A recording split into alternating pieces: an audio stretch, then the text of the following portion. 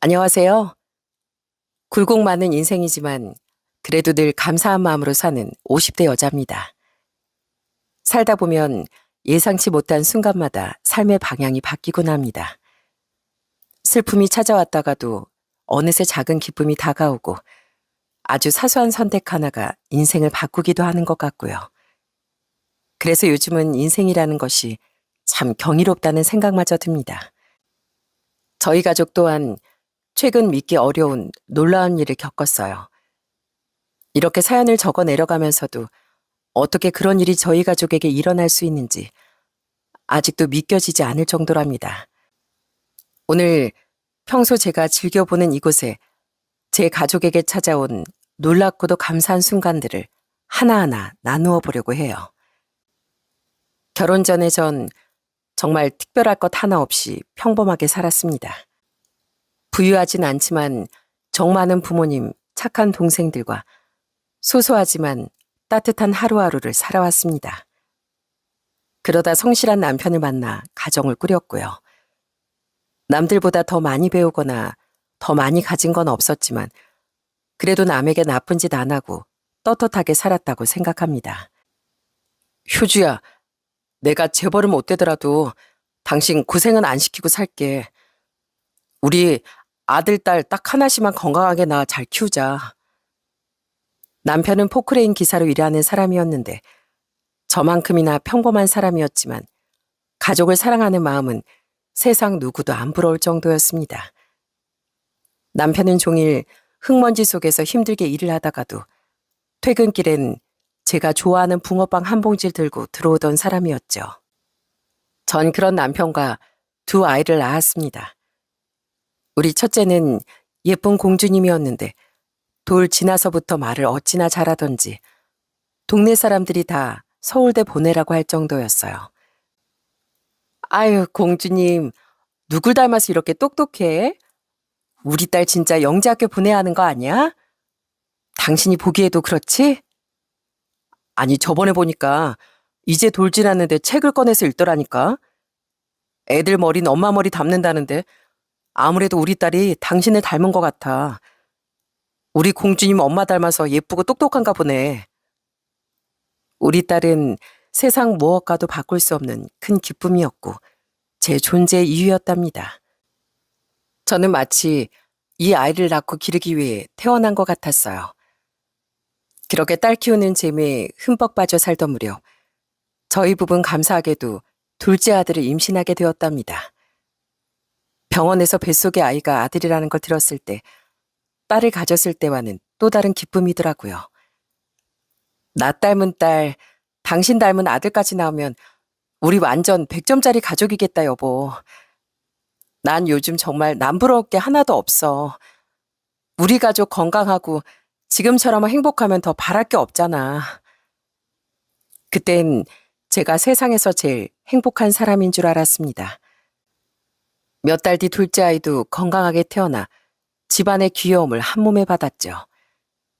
저희 딸은 갓 태어난 동생을 신기하면서도 저만큼이나 아껴주었어요. 엄마, 아기 손이 되게 작아요. 어? 지금 나보고 웃는 것 같아요. 아가야, 누나 보고 웃었어? 이 아가 이름은 준이야, 준이. 준이가 누나 보고 좋아서 웃나 보다. 앞으로 둘이 평생 친구처럼 사이좋게 지내야 한다. 저는 금쪽 같은 제 아이들을 바라보며 앞으로의 날들 역시 기쁨으로 가득 차리라 믿었습니다. 하지만 식구들이 건강하기만을 바라던 제 소망은 너무나도 쉽게 깨져버렸어요. 언제나 방긋방긋 잘 웃기만 하던 저희 둘째가 돌이 지나고 17개월이 됐을 때까지 아무리 불러도 돌아보질 않더라고요. 준이야, 엄마 여기 있는데 준이 어디가? 엄마한테 와야지. 준이야, 정준이. 그뿐만 아니라 저희 큰애는 돌진하고 곧잘했던 심부름도 전혀 하지 못했습니다. 저는 매일같이 둘째에게 엄마 주세요, 엄마 줘야지 소리를 달고 살았지만 우리 준이는 번번이 등을 돌리고 모른 척만 했습니다. 당연히 20개월 때까지 엄마 아빠 소리도 못했고요. 결국 전 떨리는 마음으로 아이를 데리고 병원에 갔습니다. 그리고 정말 충격적이게도 자폐 판정을 받고 말았어요. 그날 제가 엄마인지도 모르는 것 같은 아이를 데리고 병원을 다녀오며 얼마나 많이 울었는지 모릅니다. 그때 심정은 아이를 데리고 차라리 사라져버리고 싶었어요. 그렇게 지하 밑바닥으로 무너져 내린 절 끄집어내준 건 바로 저희 첫째였습니다. 병원에 다녀와 전 슬픔에 사로잡혀 우리 준이가 어디에 부딪혀서 우는지 뭘 하는지도 몰랐어요. 그런데 잠시 정신을 차려보니 유치원생이던 우리 첫째가 넘어져 울고 있던 동생을 챙기고 있더라고요. 준이야, 누나야, 누나. 누나 보여? 이렇게 넘어지면 울지 말고 털고 일어나면 돼. 누나가 손잡아줄게. 그러면 너 일어날 수 있지? 평소에 그렇게 호명 반응이 없던 저희 둘째가 지 누나가 다정하게 부르니까 눈물을 뚝 그치고 누나 얼굴을 뚫어져라 보고 있더라고요. 저 아이들을 두고 제가 언제까지 무너져 있을 수는 없더라고요. 남편 역시 자꾸 울기만 하는 제게 큰 힘을 줬습니다. 여보, 이럴 때일수록 부모인 우리가 강해져야지. 우리가 아니면 준이를 누가 지키겠어? 앞으로 돈 들어갈 때도 많을 거고 눈물 나는 일도 많을 텐데 그때마다 울고 있을 수는 없잖아. 우리 애들만 생각하자. 남편 말대로 엄마인 전 울고 있을 시간이 없었어요. 저는 24시간 케어가 필요한 아들을 돌보면서도 경제활동도 해야 했어요. 그래서 남편과 긴 상의 끝에 동네 아주 작은 김밥집을 하나 열었습니다. 테이블이 3개뿐인 가게였지만 아들과 종일 함께 할 수 있는 일터이자 쉼터였습니다. 사장님, 나 참치김밥 3줄만 싸줘요. 사장님네 가게엔 재료도 신선한 것 같고 맛도 좋아서 우리 집 식구들이 다 좋아해요. 옆엔 사장님 아드님인가? 아이고, 고놈 참 잘생겼네. 감사합니다. 준이야, 감사하다고 인사드려야지. 김밥집을 운영하며 아들까지 함께 돌보는 건 쉽지 않았지만 그래도 제 시선이 닿는 곳에 아들이 있어야 마음이 놓였습니다. 남편도 현장에 나갔다가도 일 끝나자마자 가게로 달려가 일을 도와주었어요. 준이야, 누나랑 아빠 왔다. 오늘 일하는 엄마 귀찮게 안 하고 잘 있었어? 준이야, 누나 봐봐. 콧물 나왔다. 누나가 닦아줄게. 오늘 손님이 많아서 준이 얼굴 살펴볼 시간도 없었네. 우리 가은이가 엄마보다 낫다. 비록 내 식구가 팔다 남은 김밥으로 저녁을 때워도 함께 있으면 행복하기만 하더라고요. 동네 사람들도 저희 부부를 보고 늘 성실한 부부라며 칭찬을 많이 해주셨습니다. 일부러 제 가게까지 와서 김밥을 팔아주시기도 하고요. 전 아침이면 둘째를 데리고 김밥을 말고 남편은 큰딸을 학교에 데려다주고 출근하고 저녁이면 온 가족이 모여 오늘 있었던 일을 나누는 소소한 일상이 참 평온했습니다. 저희 딸은 학교 들어가고 나선 제가 잔소리하지 않아도 공부도 열심히 하고 뭐든 스스로 척척 해내곤 했어요. 엄마, 그거 봐요. 내가 엄마 가게 그렸어요. 이 다음에 이렇게 공주님 가게처럼 반짝반짝한 가게 만들어줄게요. 그때 아빠가 큰 포크레인으로 엄마 가게 짓는 거 도와준다고 했어요. 우리 가은이 건축가 되고 싶다더니 엄마 가게도 지어줄 거야? 야, 엄마 완전 신나는데? 엄마 가게 옆에다 이렇게 크고 튼튼한 집도 지어서 준이가 마음껏 뛰어놀게 할 거예요. 그때 저희 딸의 꿈은 우리 가족이 안전하게 살 수 있는 집을 만드는 거였어요. 아무래도 둘째에게 손이 많이 가서 딸에게 늘 미안한 마음이 있었는데 아직 어린아이의 꿈마저 가족을 먼저 생각한다는 게 짠하기만 하더라고요. 그런데 하늘은 끝내 부족한 많은 엄마인 절 용서하지 않았던 것 같습니다. 저희 딸은 9살이 되던 해부터 잔병 치레가 유독 많아졌어요. 아기 때도 감기 한 번 안 걸리던 아이였는데 어느 날부터 자꾸 피곤해하고 고열이 잦아졌어요. 처음엔 감기련이하고 해열제만 먹였는데 시간이 갈수록 몸에 자꾸 멍이 들고 어쩌다 코피라도 한 번 나면 1시간 넘게 멈추질 않는 겁니다. 가은아, 안 되겠다. 병원 가자. 너 해열제 먹었는데도 열이 나네. 엄마랑 병원 갔다 오자. 엄마, 우리가 병원 가면 준이는 어떻게 해요? 아빠도 일 가서 집에 없잖아요. 엄마가 이모한테 부탁할게. 가은이 넌 동생 걱정 안 해도 돼. 그런 걱정은 엄마가 할게. 딸은 열이 펄펄 나면서도 동생 걱정부터 하고 있더라고요. 전 서둘러 아이를 챙겨 응급실에 데려갔습니다. 응급실에선 아이를 살펴보시더니 피검사와 엑스레이, 초음파까지 연달아 검사하더라고요. 단순한 독감이나 폐렴일 거로 생각했는데 의사 선생님이 얼굴이 무척 어두워 전 심장이 덜컥 내려앉았어요. 의사 선생님은 몇 번이나 정밀 검사를 더 해봐야 할 것 같다라는 말을 반복하셨습니다. 그때부터 저의 불안은 걷잡을 수 없이 커졌어요. 그리고 그로부터 며칠 뒤 저는 숨이 턱 막히고 정신이 아득해지는 검사 결과를 듣고 말았습니다. 어머님, 유감스럽게도 가은이가 단순한 열감기로 아픈 게 아닌 것 같습니다. 혈액검사 수치와 골수검사 결과 소암, 그러니까 급성 림프구성 백혈병으로 보입니다. 그건 바로 저희 딸이 소아암이라는 잔인한 진단이었어요. 그때 제가 얼마나 하늘을 원망했는지 모릅니다. 이때까지 늘 평정심을 유지했던 남편도 그때 완전히 무너져 내리더군요. 저희 부부는 아이들 앞에서 울지도 못하고 화장실 문을 걸어 잠그고 서로 주먹을 깨물고 소리 없이 오열했어요. 엄마, 아빠, 울었어요? 눈이 빨개요. 나 많이 아프대요? 병원에 계속 와야 한대요? 가은아, 가은이가 아주 독한 감기에 걸려서 병원에 몇 번 더 와야 한다는데 어쩌지? 우리 가은이 씩씩하고 용기 있으니까 병원 잘 다닐 수 있지? 하지만 소아암은 9살 아이가 견딜 만한 병이 아니었습니다. 저희 딸은 그 작은 몸으로 10시간의 수술, 16차례 항암, 조혈모 이식을 2번이나 받아야 했으니까요. 천문학적인 금액의 양성자 치료까지 받았고요. 하지만 아이는 점점 더 힘을 잃어갔고 전 언제 딸을 잃어버릴 줄 모른다는 두려움 속에 살았습니다. 어쩌면 그때 전 우리 딸만큼이나 몸과 마음이 아픈 상태였던 것 같아요. 하지만 저희 딸은 그 순간에도 엄마인 제 걱정을 가장 먼저 해주더라고요.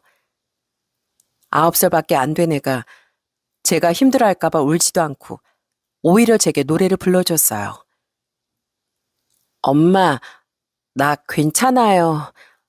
엄마 또 울었죠? 우리 엄마 완전 울보네. 준이가 울 때 내가 노래 불러주면 금방 그쳤거든요. 그니까 내가 엄마한테 노래 불러줄게요. 우리 딸 노래도 잘하네. 우리 딸 다 나오면 건축가가 아니라 가수를 해야겠다. 엄마 가은이 노래 듣고 너무 좋아서 눈물이 쏙 들어갔어. 고마워 우리 딸. 엄마가 정말 사랑하고 미안해. 아픈 아이를 지켜본다는 건 부모인 제 가슴을 매일 갈기갈기 찢는 일이었습니다. 아이 몸에 주사바늘 자국이 늘어나고 딸의 머리카락에 하나둘 빠져나가는 모습을 지켜보는 건 지옥 그 자체였어요. 그 순간에도 저희 딸은 엄마인 제게 괜찮다며 먼저 웃어 보였고요. 엄마, 나 머리 다시 기르려면 엄청 오래 걸리겠죠? 아쉽다. 엄마가 머리 따주는 걸 좋았는데 대머리 공주는 없잖아요. 아니야, 우리 딸 라푼젤 좋아하지? 라푼젤은 긴 머리를 잘라도 여전히 공주잖아. 우리 가은이는 엄마 아빠한테 영원히 제일 예쁜 공주님이야. 그러면서 제가 저도 모르게 눈물을 흘렸나 봅니다. 딸은 작은 손으로 제 눈물을 닦아주었어요. 그리고 그건 제가 딸과 나눈 마지막 대화가 되었습니다. 그게 마지막인 줄 알았다면 밤이 새도록 우리 가은이가 얼마나 예쁘고 소중한 공주님인지 말해줄 걸 그랬나 봐요. 병원에서도 더 이상 치료는 의미가 없을 것 같다는 판단을 내렸고 저희 부부는 정말 딸을 보내줘야 하는 잔인한 현실과 마주하고 말았죠. 딸, 가은아, 아빠야. 아빠 목소리 듣고 있지? 우리 가은이가 처음 태어났던 날 이 아빠는 세상을 다 가진 기분이었어. 네가 아빠 코보다 작은 손으로 아빠 손가락 이렇게 잡았거든.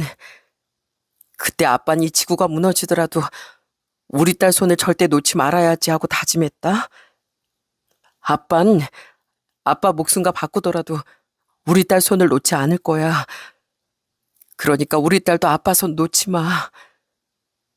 하지만 결국 사랑하는 제 딸은 그 힘든 싸움 끝에 10살의 어린 나이로 우리 곁을 떠나고 말았습니다. 병실에서 딸의 작은 손을 놓는 그 순간 제 심장은 산산조각이 났어요. 저희 둘째도 이별을 직감했는지 자꾸 누나를 찾더라고요. 누나, 누나. 준이야, 누난 이제 엄마 아빠 준이 가슴 속에 있어. 준이가 너무 무섭고 눈물이 날 것 같을 때면 가슴에 이렇게 손을 얹고 누나를 떠올려봐. 그러면 늘 그랬듯이 가은이가 준이를 다시 일으켜줄 거야.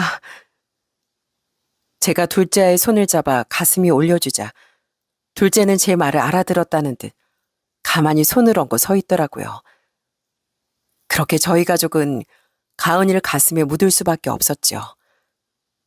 슬프게도 제 아이를 떠나보낸 다음 날에도 그 다음 날에도 삶은 계속 이어졌습니다. 남편은 긴 휴가를 끝내고 출근을 했고 저는 말 안 듣는 둘째를 어르고 달래가며 김밥집에 나갔어요. 하지만 참치김밥을 말면서도 둘째가 어질러둔 가게를 치우면서도 전 어딘가 영혼 한쪽이 부서진 상태였어요. 가끔 김밥집을 찾은 모녀 손님들을 보면 제 딸 생각이 나서 그렇게 눈물이 나더라고요. 엄마, 이 집 김밥 진짜 맛있다. 그치? 사장님, 김밥 몇 줄만 더 포장해 주실래요? 어? 근데 사장님 지금 우시는 거예요?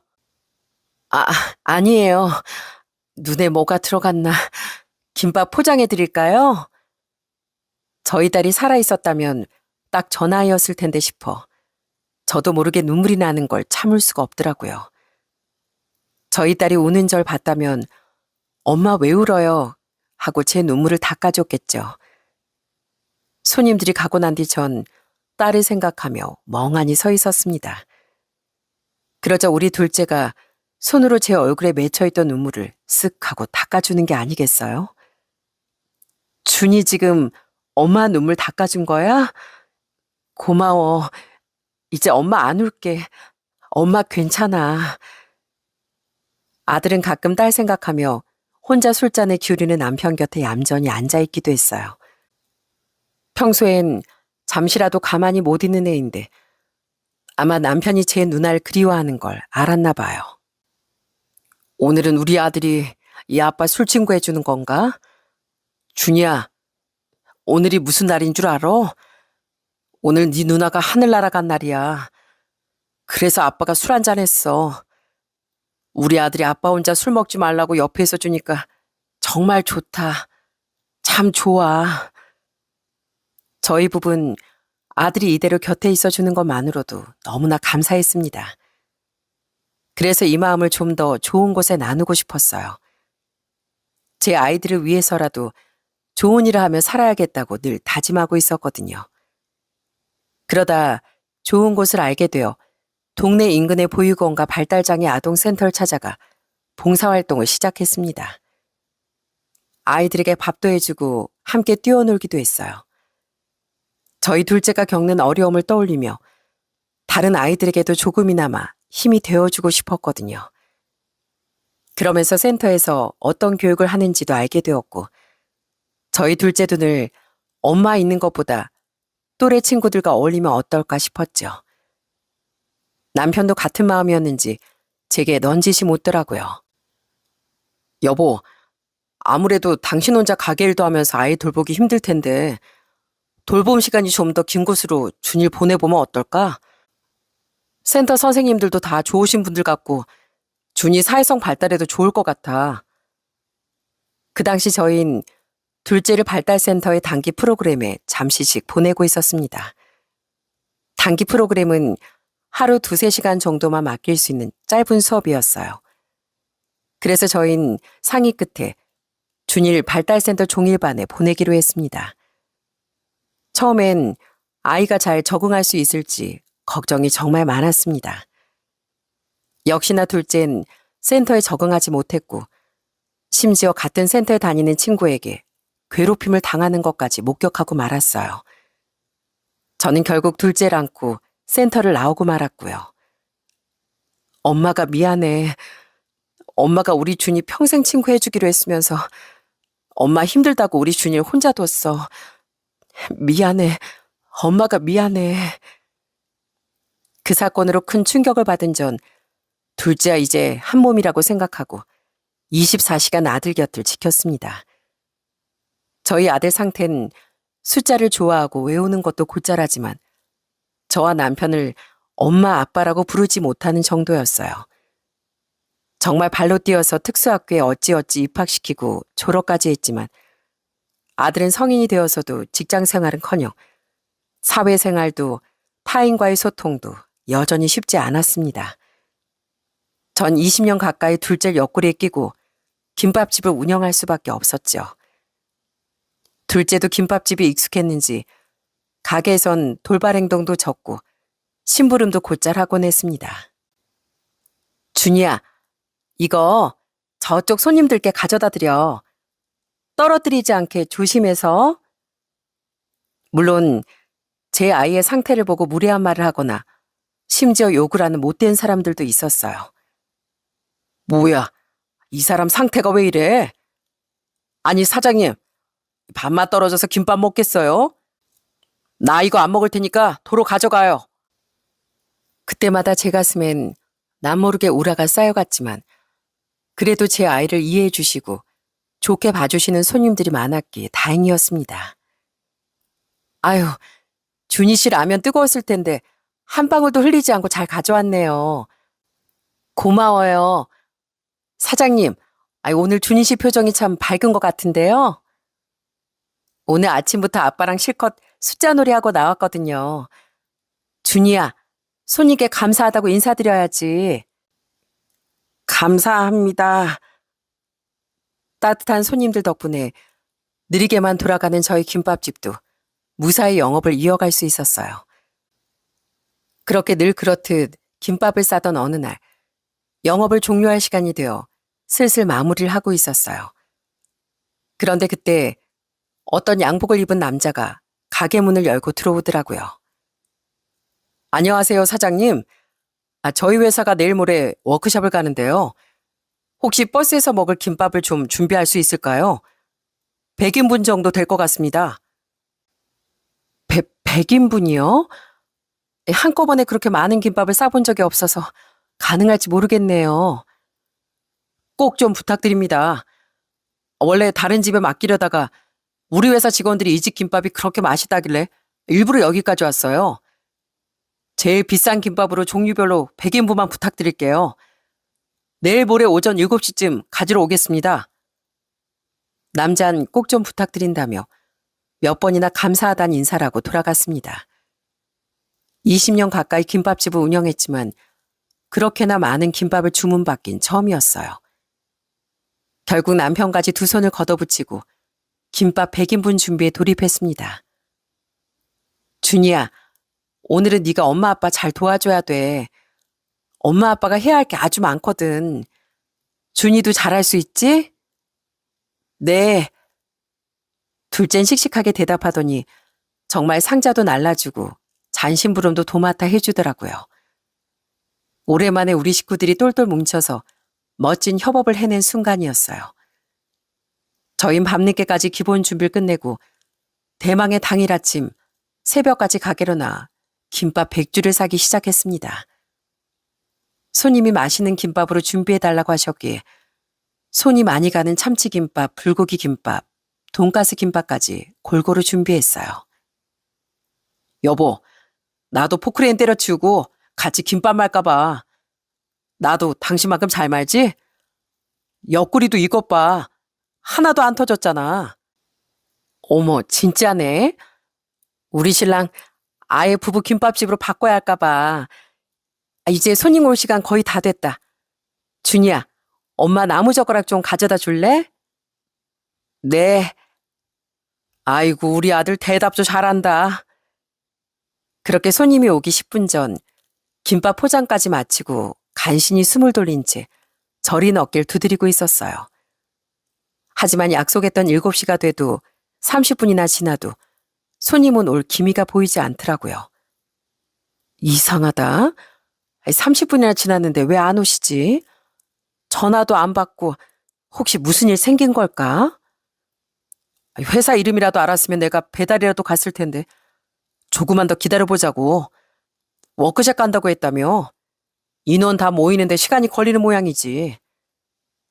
하지만 그로부터 1시간이 더 지나서도 손님은 영영 나타나지 않더라고요.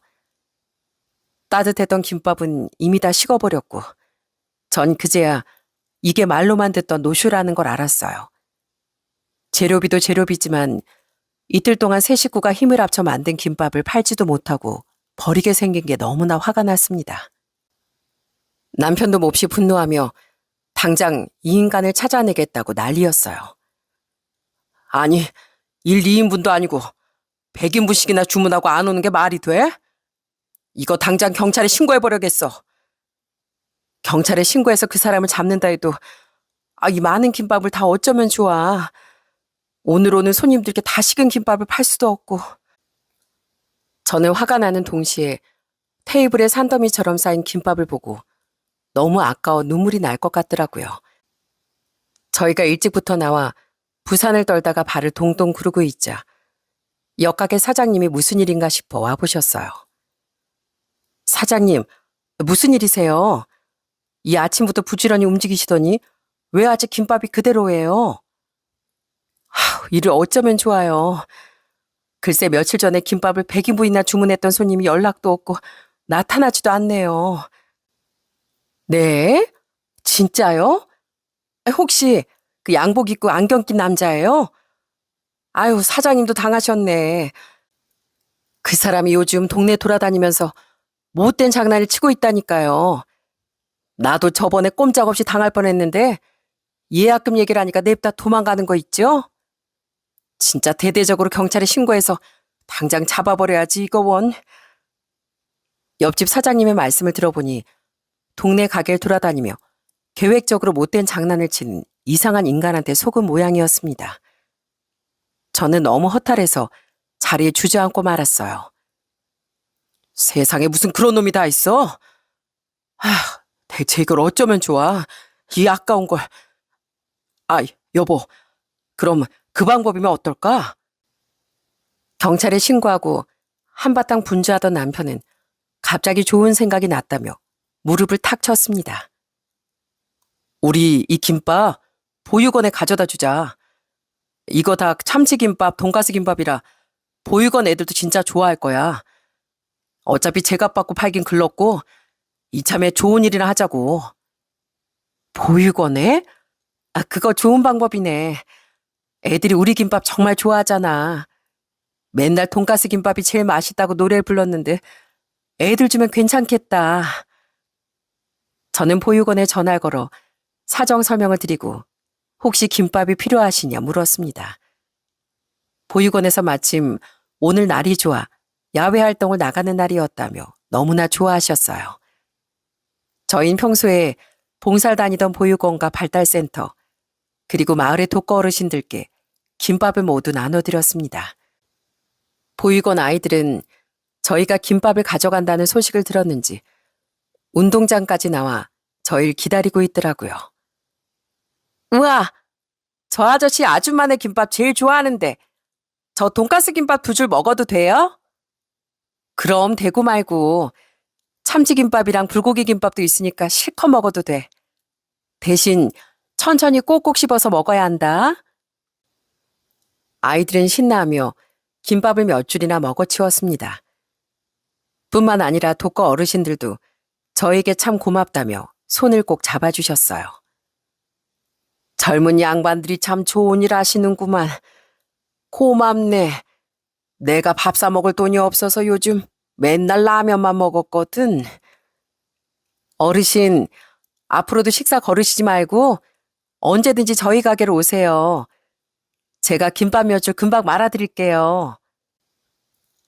비록 김밥을 준비하고 사기를 당했다는 걸 알았을 때만 해도 분한 마음이 컸지만 막상 그로 인해 이토록 많은 사람에게 기쁨을 줄 수 있다는 게 도리어 감사했습니다. 마침내 김밥 100줄을 다 나눠드리고 빈 박스를 들고 가게로 돌아오며 저는 남편과 또 하나의 다짐을 했습니다. 여보, 우리 앞으로도 이렇게 나누며 살자. 우리 애들이 먹는다고 생각하고 비록 김밥 몇 줄이지만 우리가 할 수 있는 선에서 최선을 다하며 베풀면서 살자. 그 뒤로도 저희는 주기적으로 김밥을 만들어 여러 사람에게 베풀었습니다. 보육원에서 나의 김밥 먹는 날이라고 적어놓고 저희를 반겨주셨어요. 저희는 가끔 아들과 함께 보육원을 방문해 같이 봉사활동을 하기도 했습니다. 원장님은 저희만큼이나 저희 아들도 반갑게 맞아주시더라고요. 오늘 준이도 같이 왔구나. 고마워, 준이야. 준이 덕분에 여기 친구들이 밥도 잘 먹고 잘 지내고 있어. 사장님, 사모님, 오늘도 정말 감사드립니다. 이렇게 주기적으로 도와주시니 저희 보육원에 얼마나 보탬이 되는지 몰라요. 아유, 말씀만으로도 감사합니다. 저희 작은 마음 이렇게 크게 쓰일 수 있다니 오히려 저희가 감사드리죠.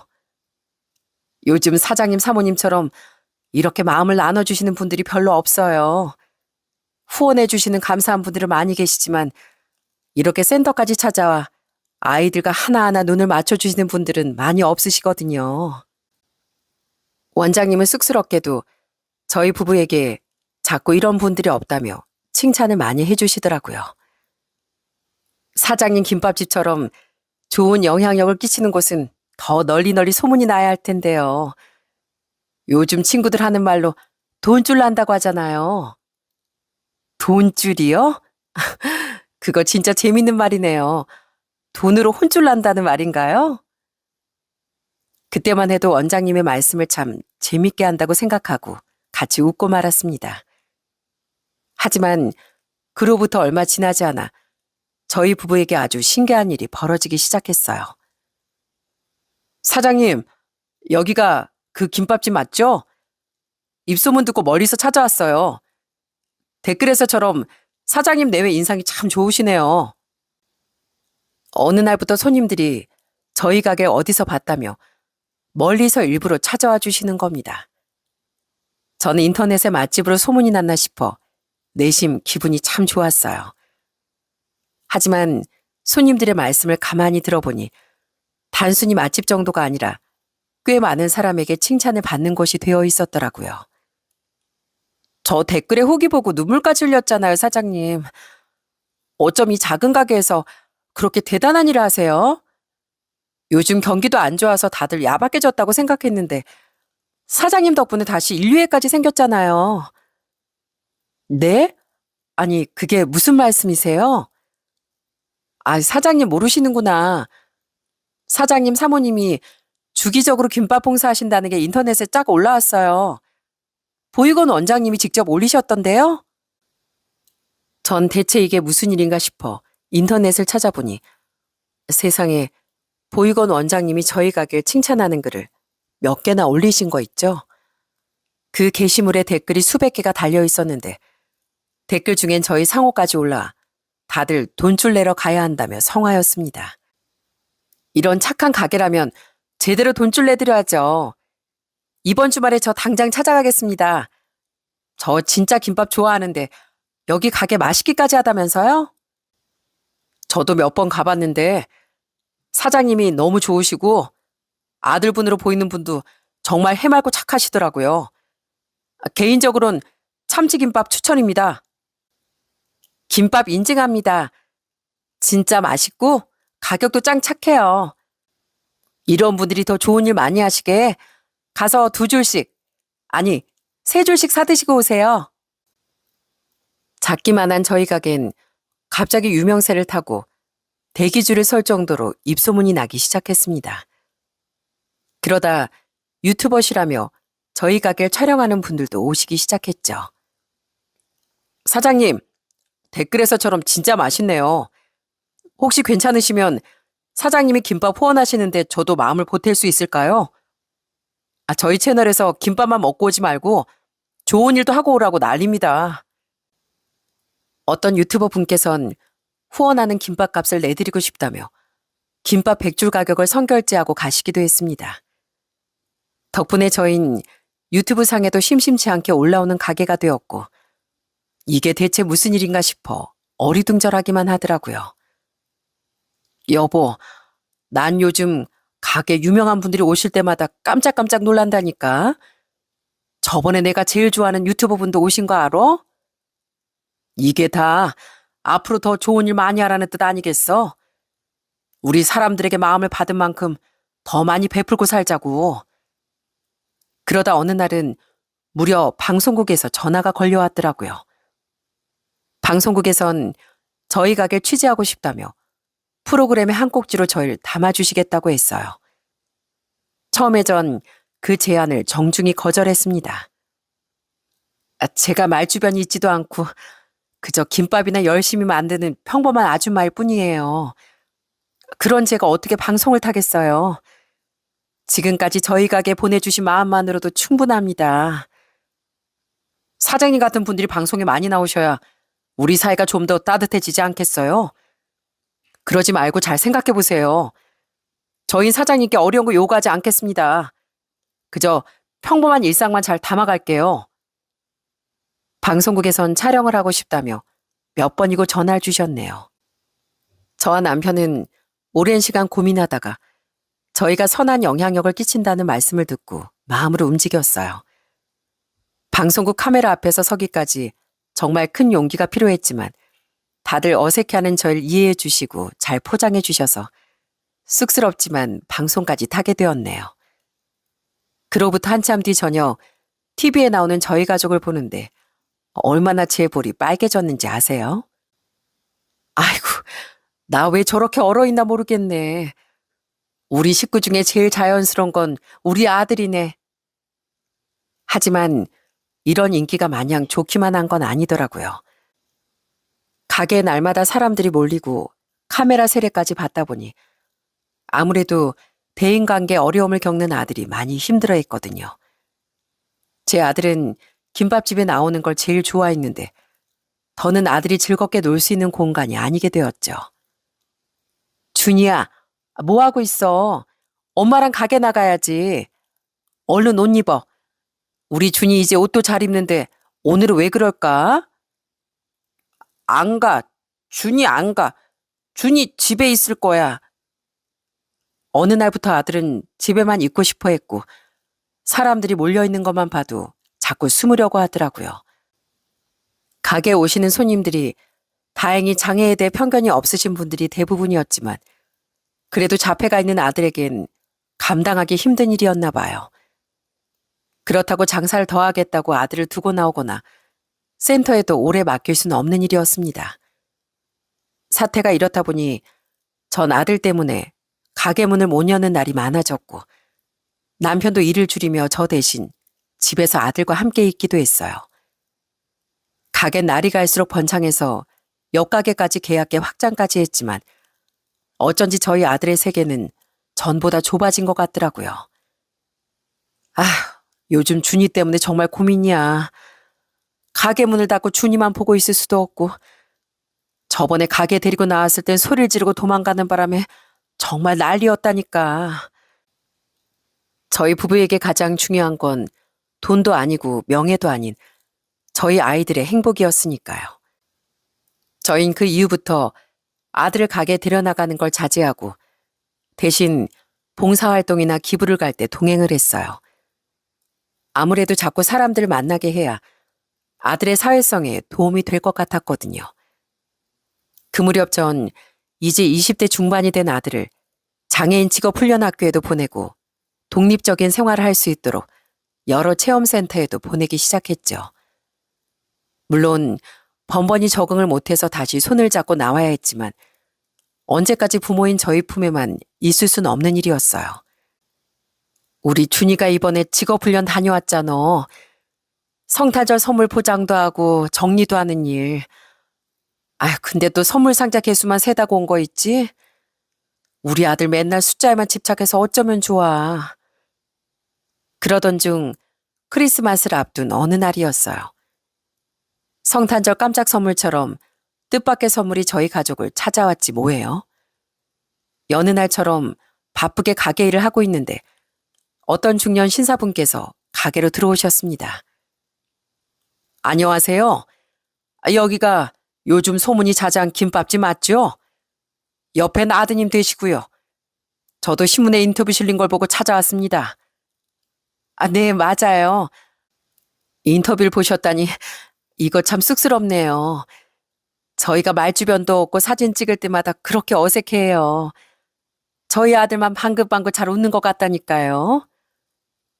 실제로 보니까 다들 인상이 너무 좋으신데요. 아드님 성함이 준희 씨라고 했죠? 반가워요, 준희 씨. 준희 씨가 부모님 일도 잘 돕고 아주 착한 아드님이라고 하던데 오늘 와서 보니까 맞는 것 같네요. 사실은 제가 이런 사업체를 운영하는 사람입니다. 중년 신사분은 저희 아들에 대해 한참 이것저것 물으시더니 명함 한 장을 건네주시더라고요. 명함엔 저도 잘 알고 있는 우리 회사 대표님이라고 써 있었고요. 어머, 저도 이 의류회사 잘 알고 있어요. 이런 큰 회사 대표님이 여기까지 찾아와 주시니 정말 영광이네요. 아닙니다. 오히려 제가 영광이죠. 제가 오늘 직접 가게로 찾아온 건 사실 드리고 싶은 말씀이 있어서입니다. 인터뷰 기사를 읽어보니 가게를 운영하시면서 아드님까지 24시간 돌보시고 계시더군요. 그래서 그런데 저희 회사는 의무적으로 장애인 직원들을 고용하고 있거든요. 사장님과 아드님만 괜찮으시다면 저희 회사의 아드님을 고용하고 싶은데 괜찮을까요? 보니까 준희 씨가 숫자를 그렇게나 잘 기억한다면서요? 놀랍게도 대표님은 저희 아들을 채용하고 싶다며 직접 김밥집까지 걸음을 하신 거였습니다. 대표님은 인터뷰 기사를 읽어보시고 저희에게 크게 감동하셨다며 저희가 출연한 방송이나 다른 인터뷰들도 다 읽어보셨대요. 그게 정말이세요? 정말 저희 아들에게 기회를 주시는 건가요? 아시다시피 저희 아들이 숫자에만 관심이 많지 다른 것엔 영 서툴러서요. 괜찮습니다.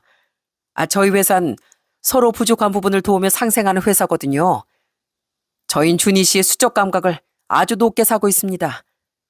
그러지 말고 회사에 직접 방문하셔서 다른 장애인 직원들이 어떻게 일하는지 보시고 결정하시는 건 어떨까요? 감사하게도 그 대표님은 저희 아들이 놀라지 않게 아주 많은 시간을 할애해 주셨답니다. 직접 회사에 나가 다른 직원들도 소개해 주시고 구체적으로 어떤 일을 하는지도 친절하게 설명해 주셨어요. 뿐만 아니라 제 아들이 일에 흥미를 느낄 수 있도록 놀이처럼 즐겁게 업무를 알려주셨답니다. 숫자 감각이 좋은 저희 아들은 재고를 파악하고 기록하는 일을 맡았습니다. 준이야, 너 정말 그 회사 가서 일할 수 있겠어? 엄마 아빠가 매번 같이 갈 순 없어.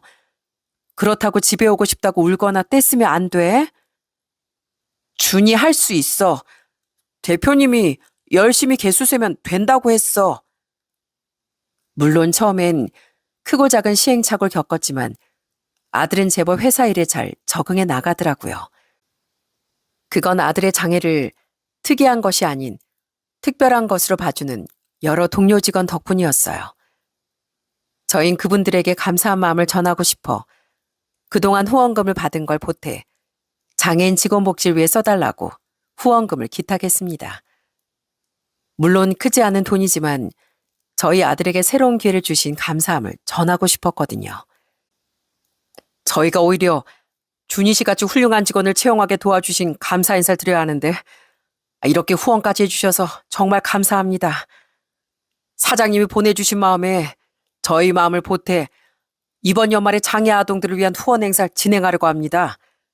물론 맛있는 김밥을 부탁드려도 되겠죠? 금액은 저희 회사에서 책임질 테니 걱정 마시고요. 어떻게 이런 행운이 찾아왔는지 저희 부부는 저희가 내어드린 마음보다 10배, 아니 100배는 더 큰 선물을 돌려받게 되었어요. 지금은 그로부터 몇 년이 흘렀는데 저희 아들은 이제 제법 어엿한 직장인이 되었어요. 준이야, 오늘도 열심히 일하고 와. 우리 아들 정말 멋있다. 아들 퇴근하고 오면 엄마가 집에서 맛있는 거 해둘게. 오늘도 파이팅, 우리 아들. 파이팅! 나 간다. 아들은 이제 제 응원이 익숙해졌는지 아주 멋지게 손을 흔들며 씩씩하게 출근하곤 합니다. 그 뒷모습을 보고 있으면 이제 저도 부모로서 할 일을 다 한 것 같아 얼마나 뿌듯한지 몰라요. 요즘 남편도 포크레인 일을 접고 저희 가게 일을 열심히 도와주고 있는데요. 부부끼리 늘 붙어 지내다 보니 싸울 일도 생기지만 그래도 든든해서 참 좋습니다. 요즘 남편은 나이가 들었는지 종종 이런 소리를 하더라고요. 우리 아들도 이제 직장이라고 작기만 하던 김밥집도 이렇게 커진 걸 보면 우리 딸이 같이 있었으면 얼마나 좋아했을까 싶어. 어쩌면 이 모든 행운이 우리 딸이 하늘에서 준 선물이 아닐까? 그러게, 가은이가 옆에 있었으면 이 엄마 아빠 어깨를 얼마나 야무지게 주물러 줬을까.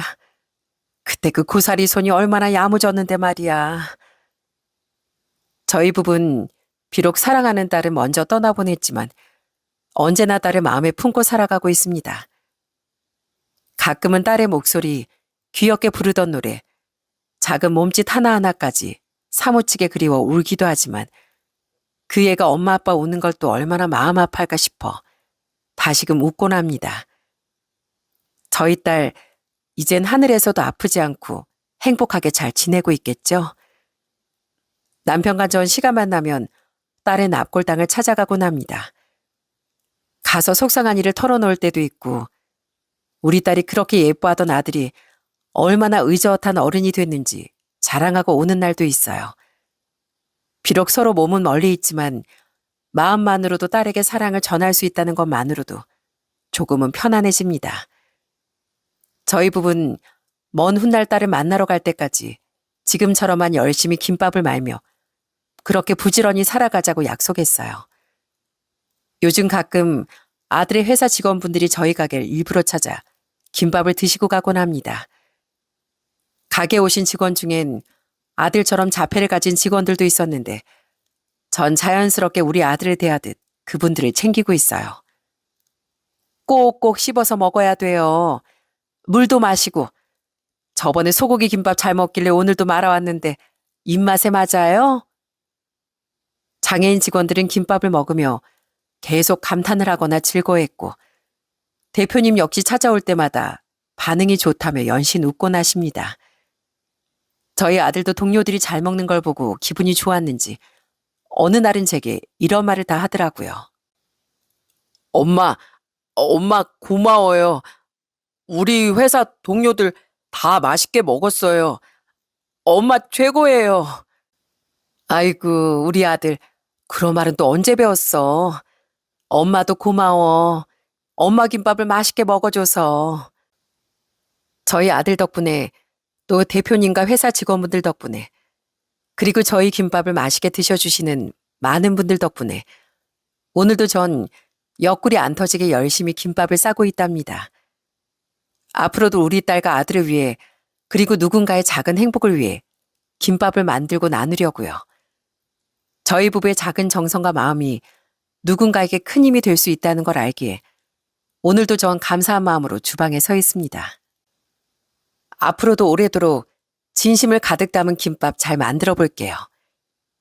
지금까지 제 사연 끝까지 들어주셔서 정말 감사합니다.